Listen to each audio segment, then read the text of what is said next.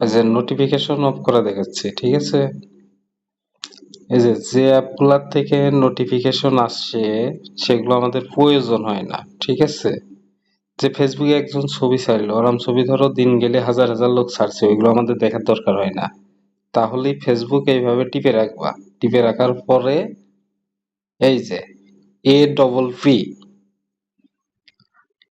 AINFO এইটাই মারবা, app info, ঠিক আছে। তারপরে এই যে নোটিফিকেশন, এই নোটিফিকেশন এই যে অন করা থাকলে এরকম থাকে স্বাভাবিক। এই নোটিফিকেশনটা তুমি এক ক্লিকই অফ করে দেওয়া। এই যে অন, এক ক্লিকই অফ, এটা অফ করে দেওয়া।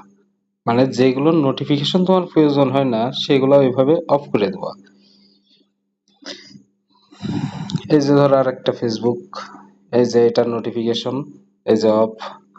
এই যে যেগুলো নোটিফিকেশন আর প্রয়োজন হয় না আর কি, ইউটিউব, এই যে নোটিফিকেশন অফ, ঠিক আছে। ওই নোটিফিকেশনে ক্লিক করে ওই নোটিফিকেশন গুলো অফ করে রাখতে হবে, তাহলে আমাদের ফাও ডাটা খরচ হবে না।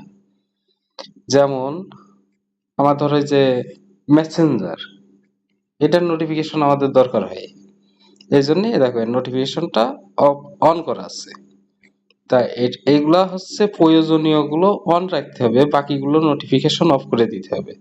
তাহলে এটা আমাদের এমবি খরচটা, যে এক্সট্রা অতিরিক্ত এমবি খরচ হয়ে যায় সেই এমবি খরচটা সেভ হয়, ঠিক আছে। তাহলে এটা করে নিও সবাই।